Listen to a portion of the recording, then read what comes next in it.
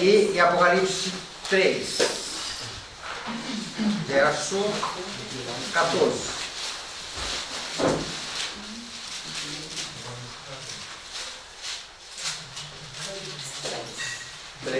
Verso 14.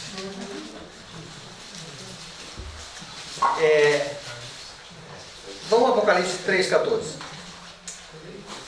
Apocalipse 3,14. Ao anjo da igreja de Laodiceia escreve: essas coisas do Amém, a testemunha fiel e verdadeira, o princípio da criação de Deus.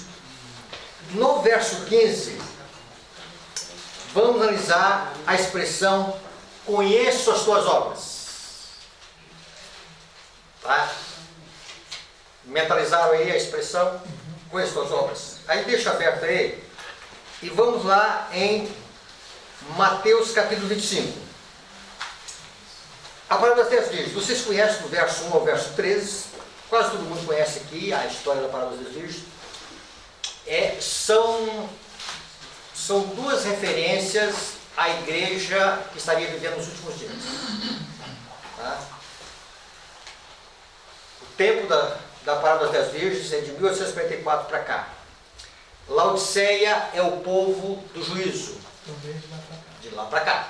Tá? Então, essas duas referências nós temos que ter em mente. Então, retratam de uma forma bem nítida a condição da igreja em relação à vida do Senhor. A primeira expressão que nós grifamos foi: conheço as tuas obras. De onde Jesus fala essa expressão? Conheço as tuas obras. De onde ele fala? Sim, Apocalipse 13. Mas de onde? Local? Santuário. Santuário. Então, no santuário, Jesus está dizendo: eu conheço as minhas obras. Uma, porque ele me conhece. Ele sabe onde eu moro. Ele conhece meus pensamentos. E a outra é que a minha vida e o meu caráter está registrado no céu. Então vamos lá. Como é que Deus vai julgar os mortos? Vocês já morreram. Então existe ali no céu um relatório, um registro, que dá uma nitidez de quem é a pessoa. De quem foi Adão? De quem foi Abel? De quem foi Sete? Nitidamente. Tá? Ali ela diz que no grande conflito como se fosse uma chapa fotográfica. Lógico, evidente que na época dela o que ela poderia dimensionar de melhor seria isto. Hoje ela ia dizer que é uma tecnologia como de agora, numa exatidão que você está vendo uma imagem aqui, ali está o relatório.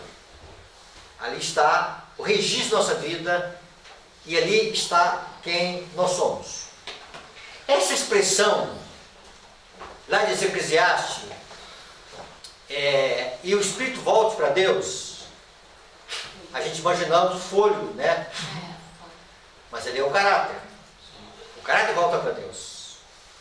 Quando Jesus disse na cruz: Pai, nas tuas mãos entrego o meu espírito, eu entrego o meu caráter, minha vida. E o pai aceitou o sacrifício do filho. Dentro dessa visão, irmãos, vamos ler o finalzinho da parábola. A parábola das 10 virgens, ela apresenta diálogos, ou pergunta e resposta. E no finalzinho, ela tem pedido e resposta. Ela tem dois pedidos. E os dois pedidos que tem na parábola é das nécias. E um dos pedidos que elas fazem é para as prudentes. E elas fazem também um pedido a Jesus. Então elas pedem as prudentes e elas pedem para Jesus. O que elas pedem para as prudentes? Isso está no verso 8. Pode ler, Nicolas. E as nécias disseram às prudentes: dai-nos do vosso azeite, porque as nossas lâmpadas estão se apagando. Tá, o que as prudentes respondem? Mas as prudentes responderam: não, para que não nos falte a nós e a vós outras. Ide antes aos que vendem e comprai. Ok. Então, há uma resposta negativa da parte das prudentes. Nós não podemos dar. Agora, ela no verso 11 diz: mais tarde chegaram as virgens nécias, clamando: Senhor, Senhor, abre-nos a porta. Agora elas vão fazer um pedido a Jesus. E elas chegam com a porta está fechada. Tá? Então, gente, isso aqui aponta para o santuário. Tá? Então, veja bem. Elas estão fazendo, agora vão fazer um pedido na hora errada e não vão ter uma resposta positiva. Tá? E vejam bem, elas vão dizer: Senhor, Senhor, abre-nos a porta. Mas ele respondeu: em verdade vos digo que não vos conheço. Tá? Lá em Apocalipse, Jesus está dizendo que ele conhece as nossas obras. Se ele conhece as minhas obras, o que eu faço, tá? A expressão das minhas obras, ele conhece quem eu sou, não é assim? E agora, quando nós vamos para a palavra das virgens, há um grupo que são seguidores de Cristo, elas professam a verdade, elas advogam a verdade, elas estão esperançosas da vida eterna e elas batem e querem entrada, solicitando entrada. E aí o que acontece? E Jesus diz o seguinte: não vos conheço. Como é que a gente explica isso? Como é que lá ele conhece as nossas obras? E lá ele não conhece as pessoas. Entendeu? Quando nós vamos para as obras, vamos lá entender uma outra coisa. Vamos ao Apocalipse agora. No Apocalipse tem um auto-engano, tá? E esse auto-engano ele é visto no capítulo 3, no verso 5. Aliás, capítulo 3, verso 17, perdão. Pois diz: estou rico e abastado, não preciso de coisa alguma, e nem sabes. Então é o seguinte, Jesus está falando com uma igreja que ela não tem conhecimento. Conhecimento de quê? Experimental. De si próprio, da função. Da situação dela. Da situação delas diante de Deus. Situação dela. Elas estão convictas que elas estão ricas, vestidas, vendo,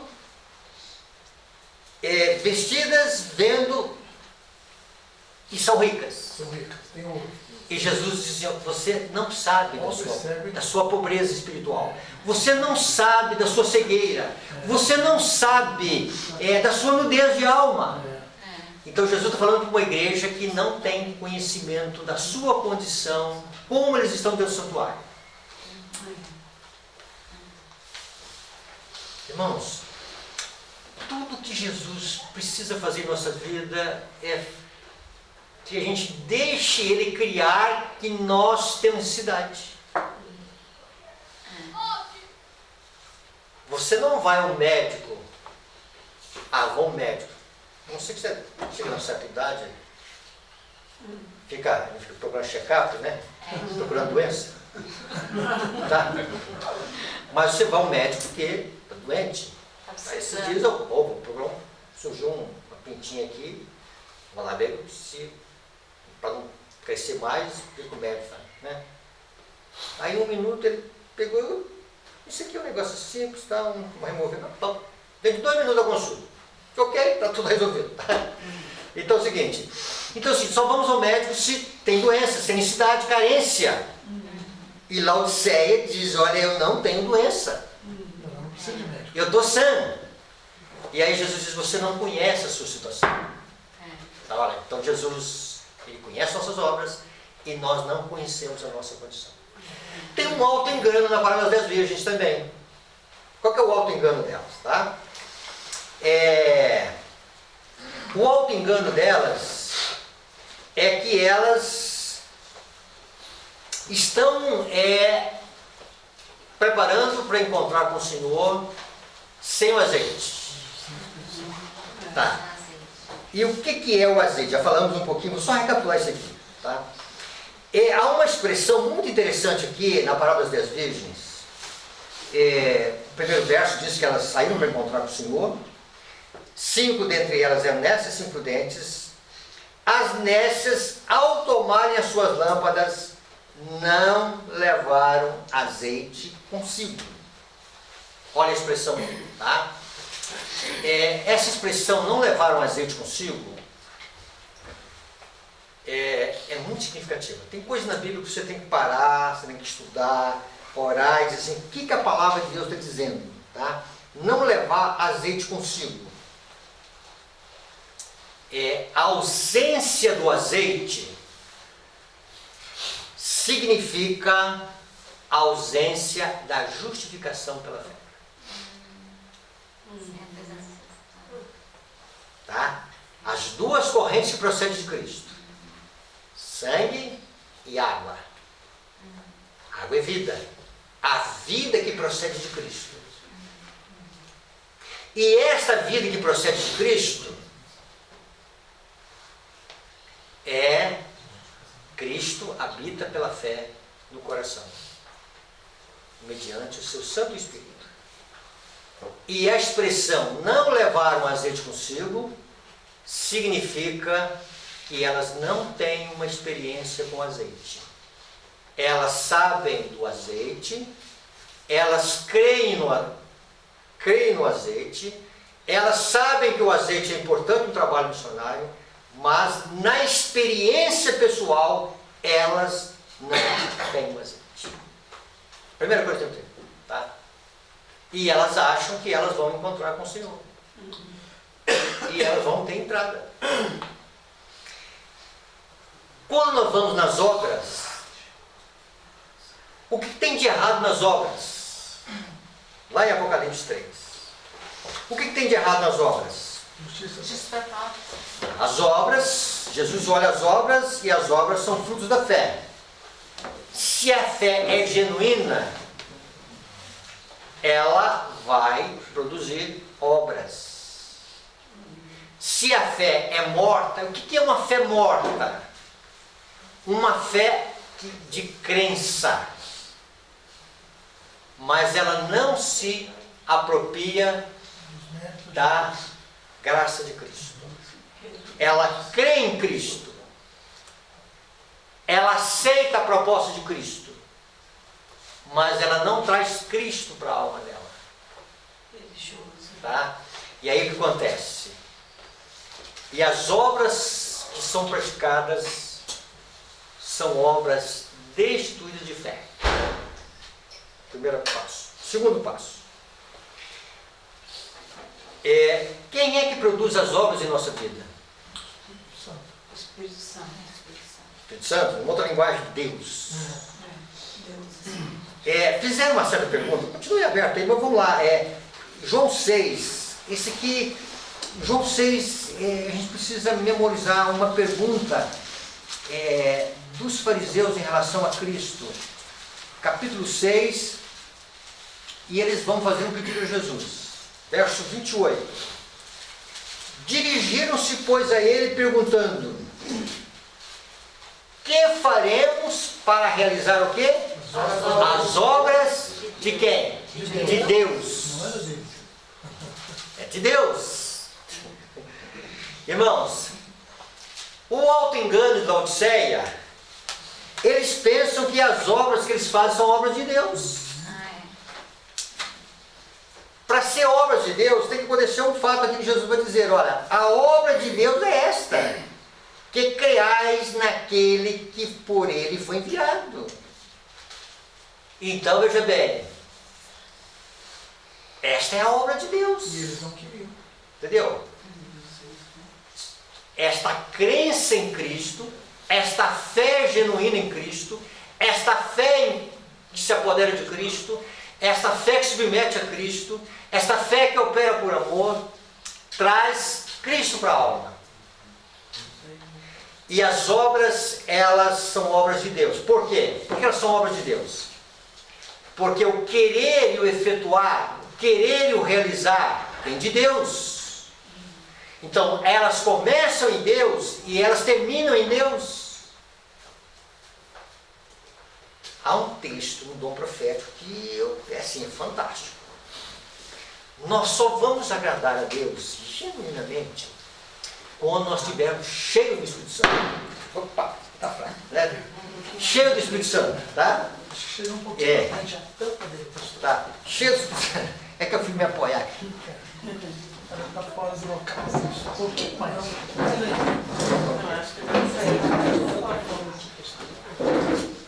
Encaixou. É isso. Nós só vamos agradar a Deus se nós estivermos cheios do Espírito Santo. Enquanto isso não tiver para acontecer, é só misericórdia. É só misericórdia. Né? Então vamos lá. Então essas obras, Jesus dizendo, olha, essas obras, elas não procedem de mim. Elas não procedem de um coração renovado pela graça de Deus. Elas não procedem de uma operação divina. Não é que Deus obedece em nosso lugar. Não é que Deus obedece. Mas a ação de Deus é que nos move à obediência. Então veja bem, o princípio ativo do amor de Deus na alma é que nos impulsiona a obediência. Tá? Este é o sentido das obras. Elas têm que ser feitas em Deus. Tá? Dentro desse aspecto, irmãos, quando nós olhamos para as virgens nécias, a ausência do Espírito Santo no coração está dizendo que elas estão aguardando o noivo, mas elas estão deficientes em relação àquilo que Deus pede na vida delas. É o mesmo sentido, de forma diferente. Tá? Sem a ação do Espírito Santo no coração, nós não podemos confiar só na crença da palavra, só nas doutrinas que são verdadeiras. O sentido é o mesmo. E aí nós vimos, foi ontem, que o erro dos judeus eles erraram tremendamente, porque eles entenderam corretamente que a lei é a verdade. O salmista diz que a lei é a verdade. E eles entenderam que justiça é verdade. E aí eles disseram, nós cremos na verdade e nós temos justiça. Crer na verdade não é sinônimo de ter justiça. Nós precisamos do dono da verdade, nós precisamos da verdade como ela em Jesus, para que ela possa ser uma verdade transformadora em nossa vida. Senão, nós vamos passar um ritual de deveres, cultos, ação, coisas para Deus, mas sem o Senhor da Seara. Nós vamos trabalhar para o Senhor da Seara, sem Ele no nosso coração. Então, dentro desse contexto, nós vamos analisar aqui algumas coisas para o momento final. Outra coisa que a gente tem aqui no Apocalipse em relação à última igreja. Jesus fala das mercadorias celestiais. Nas mercadorias celestiais, ele é um conselho, verso 18. Aconselho-te que de mim compres ouro refinado pelo fogo, para te enriqueceres. Tá? Então não é simplesmente o ouro. Tá? Nós já vimos que tem um aspecto da fé e amor, não é assim? Ok, está certo.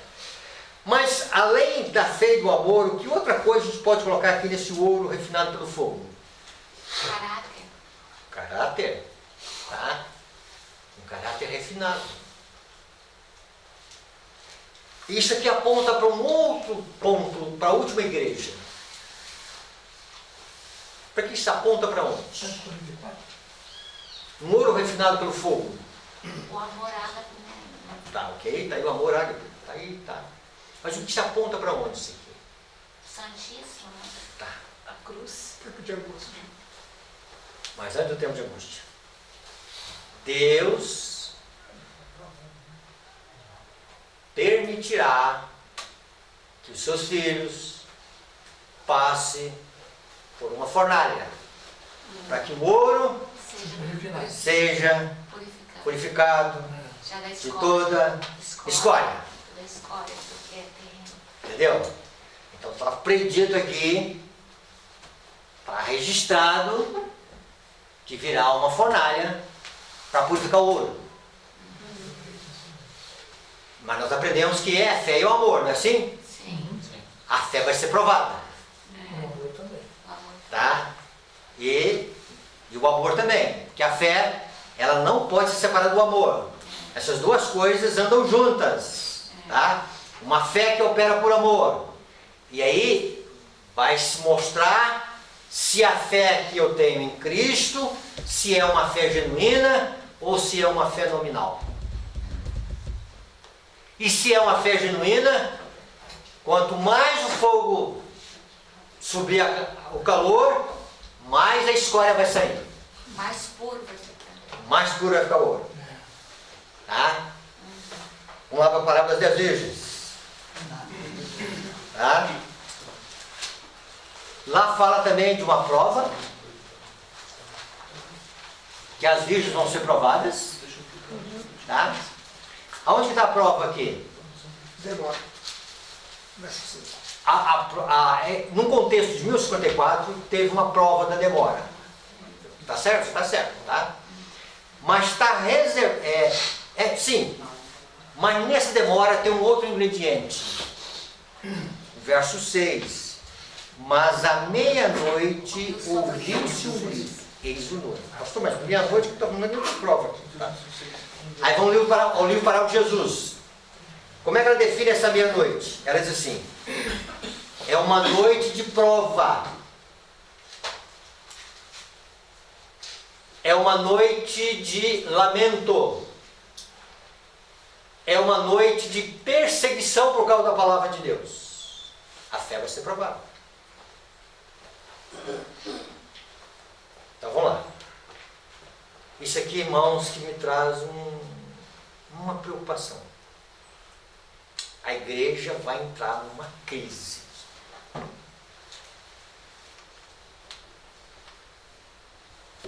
Jamais experimentada. Onde a fé vai ser provada. Vai ser a hora mais escura, né? A hora mais escura da noite.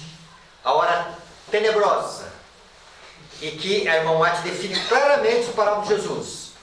Quando as professas igrejas, ela está dizendo o mundo protestante, tá? Elas apostatarem por completo. Apocalipse 18.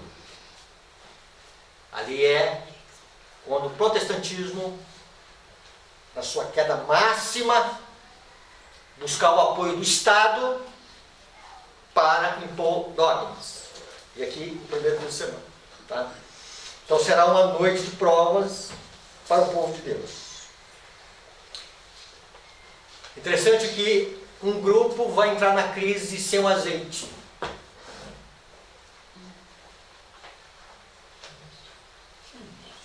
E vai entrar na crise sem o azeite.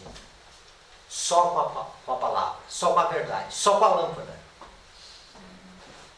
Só com a crença. Só com a crença.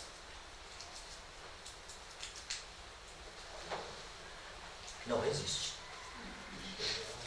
Tá? Não resiste.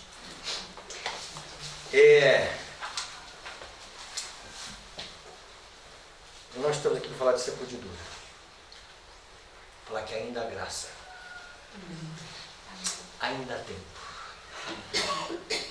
Então, a ausência do azeite no coração significa que a justificação pela fé é só uma crença doutrinária. Não uma experiência real. E aí, haverá a meia-noite e haverá o pós a meia-noite. O auto-engano das nécias vai se dar o seu fim no grito da meia-noite. Elas vão acordar e elas vão sentir que o azeite é essencial. Só ali elas percebem. Só nesse percebe. Que tristeza, né? E elas pedem para as pessoas erradas. Elas não pedem Para quem não. para quem tem para dar. Irmãos, a gente pede tudo para Deus, menos o Espírito Santo. É a coisa pela diferença. Jesus diz tanta coisa sobre o Espírito Santo. Jesus até diz para nós importunar. Importunar. Irmãos, posso fazer aqui uma correção, uma coisa aqui? Um alerta. Como é que a irmã White iria agir se viesse um pedido de enfermidade para ela orar sobre a cura? É consultar. E consultar a Deus se ela podia orar. Falar a Deus podia orar. Vou fazer isso. Porque Deus ia mostrar coisas que ela não sabia e que não era para orar. E na igreja a gente faz direto isso. É verdade mesmo. Ok. Vamos lá. Então, dentro do plano de Deus, vamos lá, dentro do plano de Deus, tá? E aí as virgens elas vão fazer um pedido para as prudentes, tá? E nós não podemos dar. E aí a irmã White vai comentar a palavra de Jesus que ali também está o caráter. Elas estão pedindo, ó. É como se fosse certo. Dá-me o seu caráter. Eu não posso dar. Isso aqui não é transferível. Um pai não pode transferir para o filho, tá? Em termos assim, de um preparo de vida para o conflito final. E elas vão depois, na hora errada, buscar o azeite, elas vão valorizar o azeite na hora errada e elas vão bater na porta na hora errada. Tá? E aí elas vão ver que a coisa não funcionou como deveria funcionar na vida cristã. Vamos aqui analisar um ponto final aqui. Na Laodiceia, Jesus disse assim: aconselho que de mim compres ouro refinado pelo fogo. Quando nós comprarmos esse ouro refinado pelo fogo, nós vamos ser ricos. Riquíssimos. Tá? Outra coisa. Há um sentido do hoje e um sentido do amanhã. Então, hoje eu posso ter a fé e o amor. Tá? E o amanhã? O amanhã, esta fé e este amor, uma vez provados, tá? Uma vez submetido ao fogo, e aí eles passando a ser meu. Quando a gente olha para a fé e o amor que a gente viu ontem, a fé que atua por amor e purifica a alma. Então, essa fé, ela vem dos altos céus, ela vem canalizada de cima dos altos céus, do santuário celestial, para que a gente tenha acesso ao perdão e misericórdia de Deus. Mas ela tem alvo a mais. Ela quer aperfeiçoar o caráter. Ontem nós trabalhamos um pouquinho nisso. Irmãos, a dinâmica da justificação pela fé vamos dizer assim, Deus perdoa e Deus purifica. Purifica o quê? O coração e purifica o quê? O caráter. Aí está resolvido o problema. Tá? Dentro dessa visão, então tem o hoje, nós já temos a fé e o amor, mas o futuro nós precisamos de uma fé que ela alcançou o seu fim. Ela purificou a alma. E para isso Deus vai permitir um fogo aceso. Uma imposição dominical. Okay? Outra coisa. O verbo comprar aparece em Laodiceia e aparece nas virgens. Tá? As virgens prudentes dizem para as netas o seguinte: não, vocês devem ir antes o quê? Antes da crise. E comprar o azeite. e comprar de quem está vendendo. Não é assim? Está na parábola. Tá? E aí veja, então, ouro provado e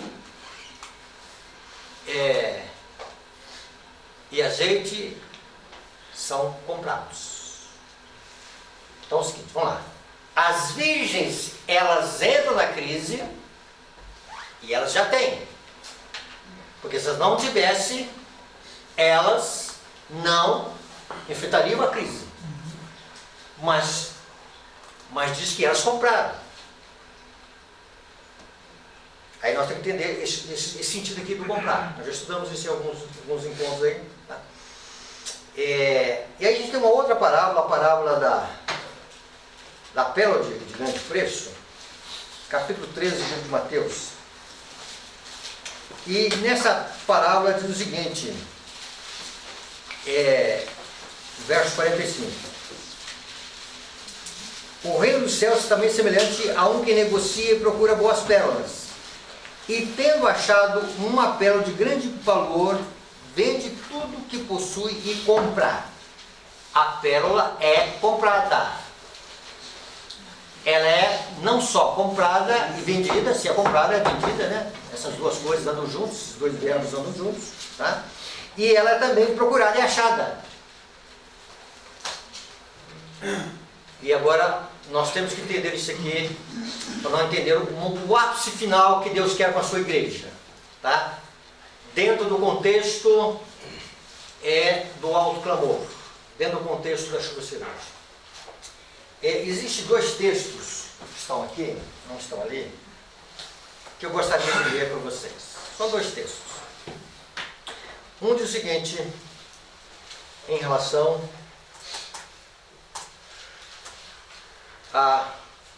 o tempo que nós estamos vivendo.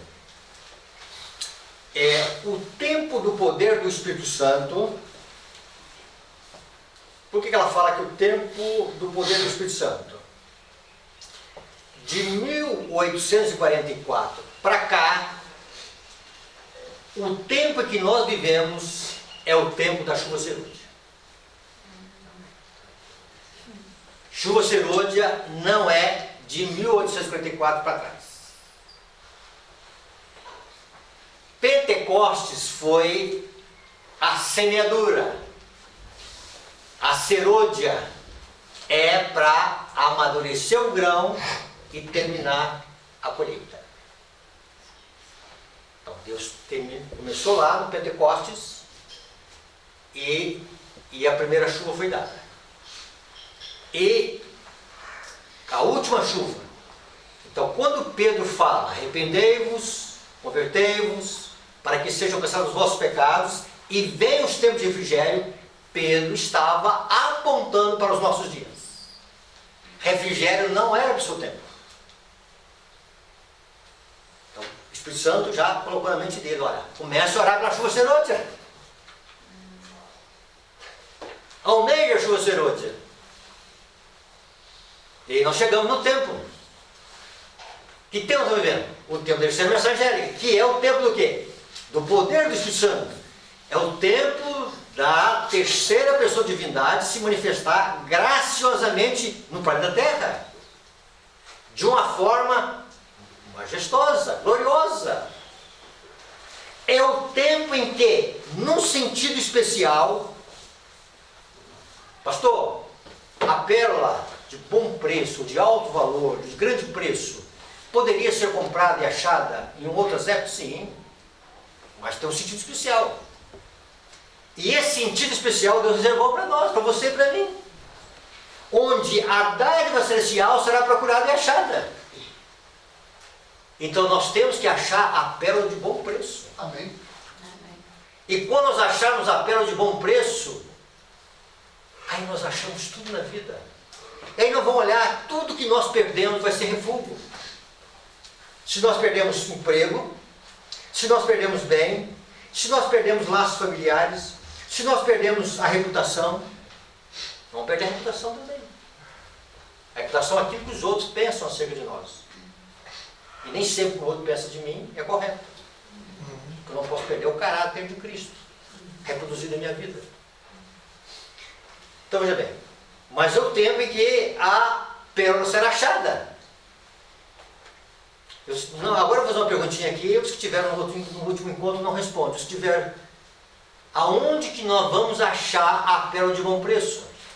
Ela tem que ser procurada e achada. A palavra.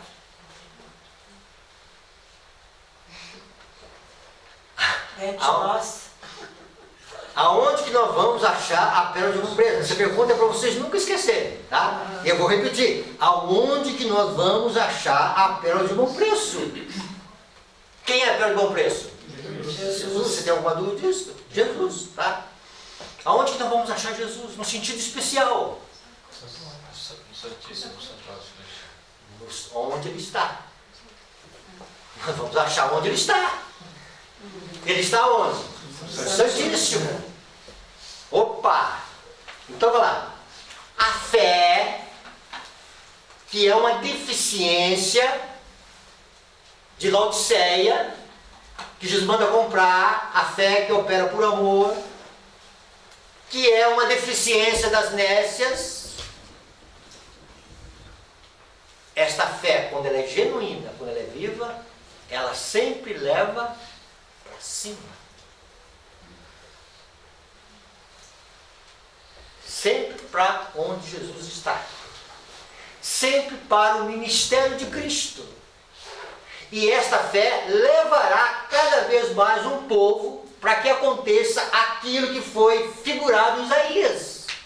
Para eles olhar e achar a pérola de bom preço, o Santíssimo. Isso eu sei que fica muito vago no nosso entendimento, mas é o que está escrito. Que é a trajetória final do povo de Deus. A gente acostumou em nossa mente pensar o santuário lá, a gente aqui na terra, e uma distância, lá está Jesus, mas a fé sempre vai levar para cima. A fé sempre vai levar para o trono de Deus. A fé sempre vai levar para a glória de Deus. A fé sempre conduz à glória de Deus. E esta glória, irmãos, e aí a gente tem que fazer um estudo aqui, ela está em Cristo. E quando nós olharmos para a glória de Deus em Cristo, nós vamos ver as marcas da cruz.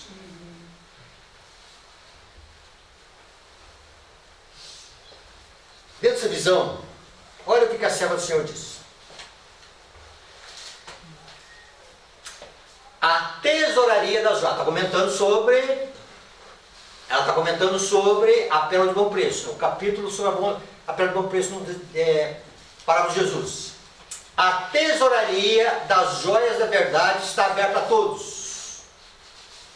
Então ela fala da tesouraria. Daí você vai comprar uma pérola, você vai ter uma joalheria, entendeu? E ela diz, olha, está aberta para todos. E ela vai citar onde está essa pérola. Eis que diante de ti pus uma porta aberta, declara o Senhor, e ninguém a pode fechar. Apocalipse 3:8. Que porta é esta? Santíssimo. Santíssimo. A porta que Jesus colocou diante de Filadélfia, para Laodiceia entrar. E Laodiceia, na deficiência da fé, a fé nominal, a fé que não é verdadeira, ela não existe. E aí não existe essa questão do santuário numa dimensão maior. E aí acontece, ela sempre leva para, quando não é genuína, leva para baixo, tá? Olha o que ela continua dizendo. Espada alguma guarda a entrada dessa porta. Está franqueada. É interessante que no Apocalipse, quando se apresenta o santuário celestial, o Santíssimo, então assim, abriu-se. O texto bíblico de Apocalipse 11:19 é abriu-se. Abriu para quê? O povo com os olhos da fé. Tá? Espada alguma guarda a entrada dessa porta. Voz do interior, lá no santuário, e de junto à porta, dizem, vem. O céu está dizendo, vem, vem, vem. A voz do Salvador nos convida, ansiosa e amavelmente. Aconselho que de mim compres ou provado no fogo para te enriqueceres. Quando nós acharmos a pérola de bom preço, nós estaremos adquirindo o ouro refinado pelo fogo. Ou, em outras palavras, o caráter de Cristo, a beleza de Cristo. E tudo que tem em Cristo, as suas vestes, o seu colírio e as dádivas de Deus em nossa vida. Então, Apocalipse 3,18 tem um sentido do agora e tem um sentido amplo no momento final. E quando nós comprarmos essa pérola de bom preço, é porque a justiça de Cristo estará em nós e o colírio vai estar numa dimensão ampla em nossa vida, na sua plenitude. Então, 3 mercadorias que são inseparáveis. São distintas, mas elas são inseparáveis. Que tempo reservado para nós, irmãos? Tempo de busca, tempo de entrega, tempo de renúncia, tempo de busca do Senhor, tempo de nós pedirmos para Deus como é que está o nosso coração, como é que está a nossa vida. Eu coloquei no meu coração, saindo daqui, fazer um jejum de 10 dias de ausência de internet. Só vou usar no que é comunicação e trabalho. Propósito meu. Uma busca. Algumas coisas quando eu faço assim, e uma vez eu estava em Lavras, e eu comecei a orar a Deus, e uma semana de oração, eu disse, Senhor, não tem os temas. E aí me desliguei assim do mundo, sabe? Usei os meios de comunicação, usei, tá? Ó, preciso comunicar, eu vou usar. Preciso para trabalhar, eu vou usar. Tá? Mas uma abstinência assim, e deixar Deus falar. E aí comecei a pedir a Deus. E comecei a orar a Deus. E aí chegou um momento que Deus, parecia que estava abrindo meu cérebro assim, ó. Injetando coisas lá dentro, assim, sabe? De entendimento espiritual. Nem sei explicar para os irmãos. Então tem algumas coisas que apresenta aqui para os irmãos, tá? É quando o coração chega e diz assim, eu não sei.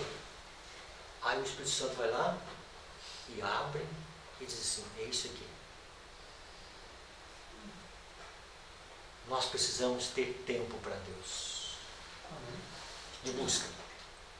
Se você acha que é uma proposta viável no seu coração, faça um plano com Deus.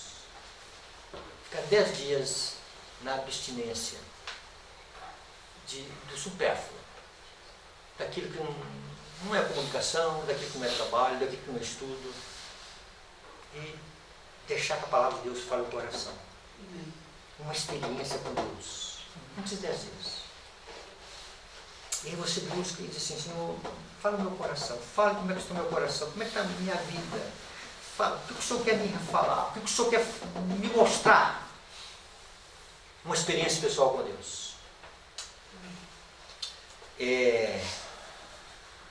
Nós precisamos ter uma experiência genuína com Deus. Amém. E o que está reservado para nós é um aprofundamento nessa busca de Deus, nessa busca de Cristo. Até que a pérola de bom preço vai ser o desejo de toda a alma. Amém. E aí, veja bem, nós vamos clamar a Deus, Senhor, nós queremos. E por que então está nesse verbo comprar?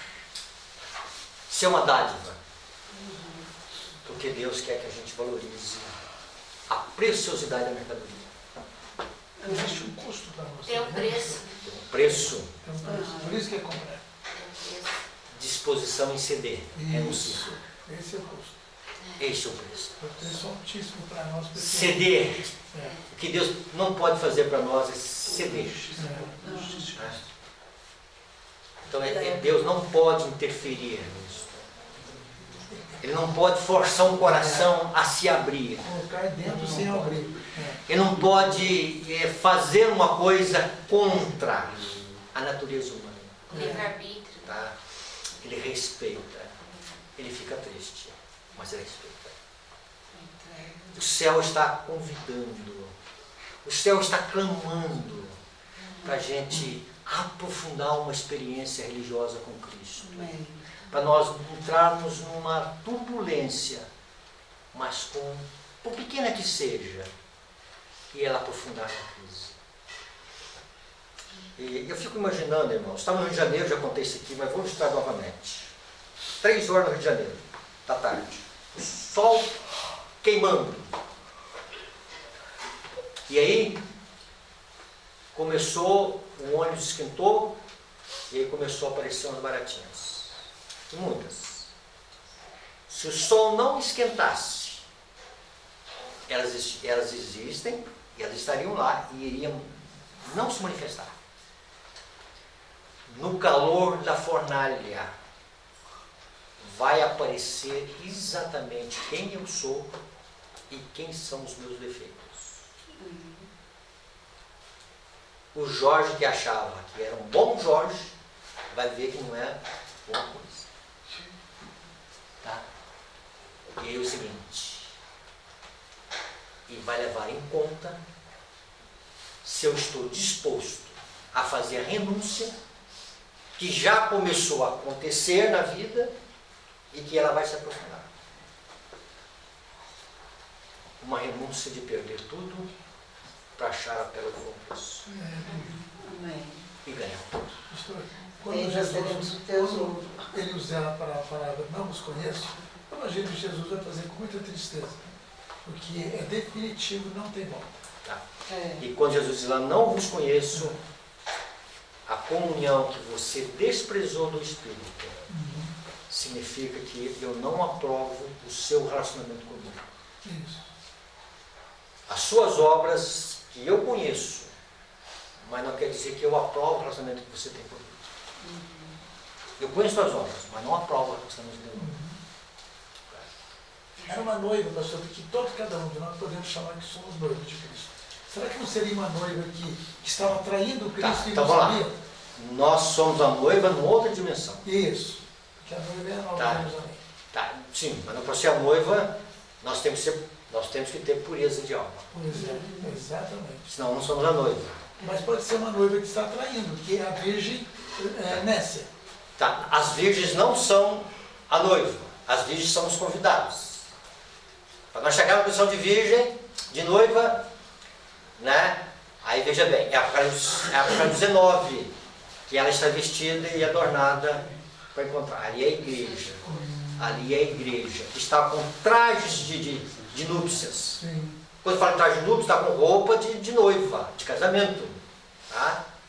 Então é o seguinte, aí pode entrar, vamos dizer assim, aí pode se encontrar com nós. Então, aí Jesus diz, olha, que é a igreja se apresentando, né, é gloriosa, sem mácula, né, ruga ou coisa semelhante. Tá? Então tem a ruga e tem ainda o que dá a ideia de ruga na roupa, tá entendendo? Que foi na ruim, né? Entendeu? Então é o seguinte, então, é pureza de alma, tá?